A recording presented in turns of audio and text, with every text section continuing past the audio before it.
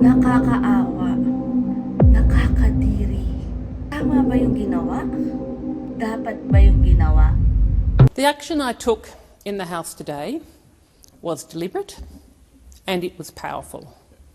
And I did it on behalf of every Filipino person whose human rights have been abused by the government of President Marcos and the government of President Duterte before him. I was appalled that President Marcos was given the opportunity to address our parliament today, the privilege to address our parliament today. As Senator Birmingham said, addressing our parliament is symbolic and it is serious. And it is appalling that a human rights abuser, a government of human rights abuse, that the president of that government should be invited to attend our parliament and speak to our parliament. I took this action after having discussions and correspondence with many Filipinos in Australia, from the Australian Coalition for Human Rights in the Philippines, for the for Philippines Human Rights Network. I did it in the context of having taken part some years ago in an international civil society-led investigation into human rights in the Philippines, conducted by the International Coalition for Human Rights in the Philippines, where I learnt and I heard firsthand about what is going on in the Philippines, where I learnt about the extrajudicial killings, where people on trumped-up charges are red-tagged and then they are hunted down and they are killed, where human rights lawyers are shot at point-blank range as they are driving through the streets, where workers, because they have the temerity to engage in fighting for their rights, are killed, where environmental defenders, because they have the temerity to be fighting for justice for their community, fighting for their rivers not to be polluted, fighting for their lands not to be taken from them, they also are killed. And this is ongoing. This is why I took that action today. I'd like to read out for you the comments from Human Rights Watch today. Human Rights Watch said, Australia's Labor government should be especially concerned by the rising harassment and violence against Labor leaders and union organisers in the Philippines. Albanese should urge Marcos to act to stop these abuses and thoroughly investigate recent killings. In September, police shot and killed Labor leader Jude Thaddeus at his hometown in the town of Bayan in Rizal province. The officers claim Fernandez fought back while being served with a search warrant without explaining why his home was being searched or why he resisted. Fernandez's colleagues told Human Rights Watch they believe police were using the commonly used defence of Nanaban fighting back to justify killing him. And this is not an isolated occurrence. Human Rights Watch say Marcos's visit to Australia is an important opportunity for Australia's leaders to address well-documented human rights abuses in the Philippines. Ignoring them will only embolden Marcos and the prevailing culture of impunity. The people of the Philippines deserve more than warm words and empty rhetoric when it comes to respecting and upholding their human rights. There are at least 800 political prisoners in the Philippines at the moment, including the former head of the Human Rights Commission and former senator. And she has been held for about a decade now. As a senator, I felt it was my obligation, my responsibility to be speaking up for her and those prisoners and every person who has had their livelihood, their well-being, their very lives put at stake and affected by this government. It is appalling, as I say, because of just what a privilege it is to address our parliament, that President Marcos was invited to do so. I am struck by I'm having a sense of motion moved against me for abusing parliamentary rights, when human rights did not rate a mention, when both the Prime Minister and the Leader of the Opposition in their speeches today did not mention human rights at all. They are completely whitewashing, sycophantic towards the President. They are even trying to whitewash the legacy of the Marcos's father, the former dictator Ferdinand Marcos. We cannot let these human rights abuses go unchecked. Every person who is having their rights impacted in the world, it is impacting us. Human rights matter, and they matter for every person in the world. I am proud in this parliament over the 10 years I've been here to be speaking up for the human rights of people across the world, whether it's the Philippines, whether it's Tibet, whether it's West Papua, whether it's Palestine, and here in Australia. And I will continue to do so, and I will take every opportunity open to me in this place to be speaking up for human rights, speaking up for people who deserve to have the right to live a peaceful life, to be able to have their rights respected. People do not expect that in a country like Australia that says that we value democracy to have such a human rights abuse, the president of such a human rights abusing government to be speaking to our parliament. It is appalling, and I am proud of what I did today. I am proud of it. And I am proud of the attention that it has drawn to the appalling situation in the Philippines. And I hope that it will actually make some of you people here realise that when it is a matter of our relationships with other countries, it's not just a matter of trade opportunities or military opportunities or how much we can have defence ties with them, that the relationships between the people matter. And that it matters to us that we respect the rights of the people of the Philippines, not just their cronies in their governments. I would do it again, and I encourage all of you to think very carefully about any relationships with any countries and being so sycophantic to basically just whitewash over those human rights abuses.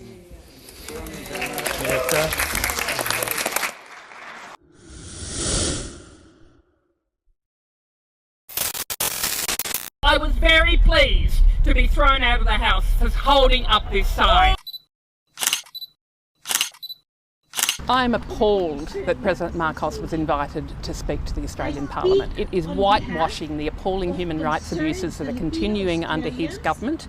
Nothing has improved compared with the outrageous human rights abuses that occurred under the Duterte regime. I am confident that Filipinos and Australians will remain steadfast partners, unyielding and uncompromising in our shared values, and energized as we gird ourselves to work together in the spirit of bayanihan and of mateship. Australia and the Philippines are in the same boat, and we share a vision for our destination, a peaceful, secure, stable and prosperous Indo-Pacific. The Philippines is a great country by any measure of the word.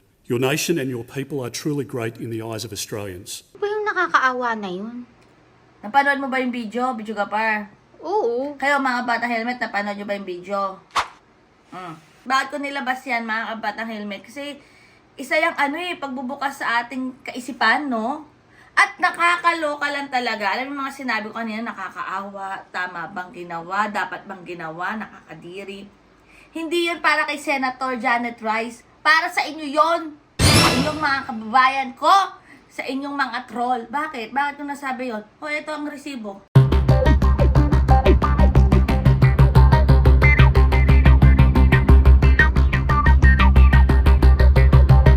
Nag-comment kayo ng ganyan doon sa FB page ni Senator Janet Rice. Alam nyo ba yung kinukuda nyo, ha? May nabasa ako, cloud chaser daw, cloud chasing. May nabasa pa ako, videographer, pinklawan. Kung hindi pa naman kayong mga, nag-iisip pa ba kayo? Malamang hindi na eh. Kasi yun yung script nyo. Pinklawan, Senator Janet Rice, uy. Wala Australia yun, uy. Nakita nyo ba yung punto, mga kabatang helmet? Ito, kung aga-ag. Ang hirap na lang eh, videographer. Alam mo yan, hindi ko na dapat to re-reakan. Pero nung nabasa ko yung mga comment, itong mga kababayan natin, yung mga comments nyo, lalo na kayong mga troll, nakakahiya kayo. Nakakahiya kayo kasi buti pa yung ibang nasyon, ha? Buti pa yung ibang nasyon, alam at aware kung ano yung nangyayari sa bansang Pilipinas. Pero kayo dahil puro na lang perang nasa isip nyo, yung pangmalakasan, yung sinisweldo sa pagtotroll nyo, kaya hindi nyo na makita no, videographer, kung ano yung tama't mali. Pinklawan, talaga lang. Diyos ko, videographer, Wala na ba kayo ibang may script? Kapag hindi sang-ayon sa gusto nyo, kapag hindi pinklawan agad. Nakakita ko pinklawan spotted, ayan Ilan yan? Ilan yung mga nabasa kong ganyan? Ako hindi pa yan, mga bata helmet talagang nabuisit lang kasi ako. Tapos, alam mo yung mga reactors dun sa page ni Senator Janet Rice? Puro nakatawa. Tinignan ko yung mga pages nila, yung mga account, troll. Talagang ba? no? Mga kababayan, kamusta naman ang bilihin? Kamusta? Kaya Oo, pa kayo, ba? Nakakakain kayo ng higit pa kasi yung sinusweldo nyo sa pagtotroll, yung sinusweldo nyo sa pambabash. Paano yung mga kababayan natin na kahit isang tuka, na nagtatrabaho ng marangal? Yung talagang pinaghirapan ba, Bijugo po? Yung talagang pipilitin mong gumising ng madaling araw para makapasok sa trabaho mo, para meron kang kitain. Pero itong mga troll na sitting pretty sa harapan ng kanilang mga gadgets, Easy money yan eh. at naninira pa. At talagang dinala nyo pa hanggang sa ibang bansa Hindi na kayo nahiya. Dinala Hindi. nyo pa hanggang Australia. Yung pagtotrol nyo. Nakakaloka yung pinklawan spotted Hindi naman sa Bijugaper na ako, dahil ang binoto ko ay si BP Lenny, Pinklawan ka. pinklawan na ako. Hindi yun ang usapin, mga kabatang helmet. It's not about the color. Alisin mo yung color. At saka ngayon, ang usapin na dito, kung ano na mangyayari sa bansang Pilipinas. Hindi ko sino yung binoto mo dati, kung sino yung binoto mo at pinaniniwalaan mo. Lahat tayo nahihirapan sa lahat ng bilihin. Napakamahal. Pero naman sa inyo, nahaya-hayang buhay kasi digital warriors, troll lang, di ba? Pero alam mo, Bijugaper, super nakaka-proud talaga, no? Yung kagaya ni Senator Janet Rice, ibang nasyon na yon. Oo. Pero aware siya at alam niya kung ano yung nangyayari at nangyari sa bansang Pilipinas. Yun nga yung pinagtataka ko bakit ba nagsalita kasi doon? Kaya, di ba sabi nga niya, hindi niya daw pinagsisisihan kung ano yung ginawa niyang reaction. Oo. Kasi yun yung nararamdaman niya Mm-mm. Bakit kasi binigyan ng spot? Ikaw, Bijoga, parang masasabi mo dyan? Buti pa yung ibang lahi, may alam. Sa Pero mga yung ganap. mga kalahi natin, kapwa natin Pinoy, dito man sa bansa or nasa labas ng bansa, nasa ibang parte ng mundo, parang, pinagtatanggol nyo pa rin. Tsaka, Bijoga, yung sinabi nga ni Senator Janet Rice, diba? Kasi ngayon, ongoing ba yung ICC na rito? Nandito na ba talaga? Oo. Diba? Tapos, pagsasalitain mo yung presidente ng bansa na yon na may kinaharap na dapat lutasin sa bansa niya about human rights, 'di ba? Hindi naman natin sinasabi na siya mismo. Pero dahil siya nga presidente nitong bansang Pilipinas, nasasakop niya. So, sa kanya talaga manggagaling yung desisyon kung makipagtulungan ba siya o hindi. So, naku, Bijugaper, tama naman talaga dahil ibang bansa na yun Sila yung Kaya may nga mas karapatan doon sa forum na yon, doon sa gathering na yon, pero di natin alam kung ano talaga yung main reason, bakit pinagsalita or nagsalita. Tignan natin yung troll point of view. Pag binayaran ako, halimbawa, bayad ako para sa task na yun na punta ka doon sa page na yun. Bayad ako troll ako. Kunwari. Kunwari, pumunta ako doon. Sige, lalagay, pinklawan spotted, ito daw yung script. Lalagay ko yun, tatype ko yun. Kaya ba ng konsensya ko after magawa ko yun? Siguro kakayanin ko as a troll as a troll. Kakayanin ko siya kasi bayad ako para sa task na yon. Pero deep inside, may something na kakanti sa konsensya mo Kakanti sa konsensya ko na, ba't ko ba ginawa? Kailangan ko naman ng pambili ng pagkain para sa pamilya ko. Tanong, Bijogaper, nakakaramdam ba yung mga troll na konsensya? Siguro. Di man din natin Talaga? alam. Pero bakit patuloy nilang ginagawa, di ba? Comment down below dito mga troll kung nakakaramdam kayo ng konsensya. Kung may konsensya pa ba kayo? Comment nyo nga. At naku, Bijogaper tapang yung mag-trolling comment diba? down May below. konsensya ba? Parang, ba? Parang, kasi iba-ibang, kung nababasa natin yung mga troll, Ang dami. ang dami nila, mga iba-ibang forms na hindi mo naman din alam control o talagang sadyang sambang-samba sila na pinagtatanggol nila na hindi mo alam saan nanggaling yung ganong katwiran.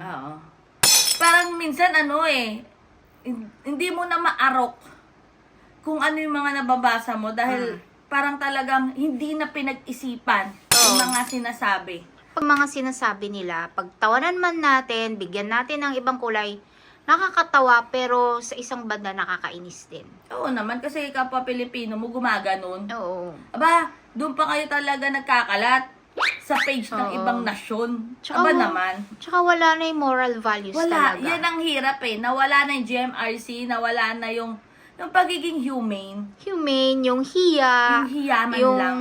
national Wala pride, wala. Lahat naging bastos na. Bastos talaga.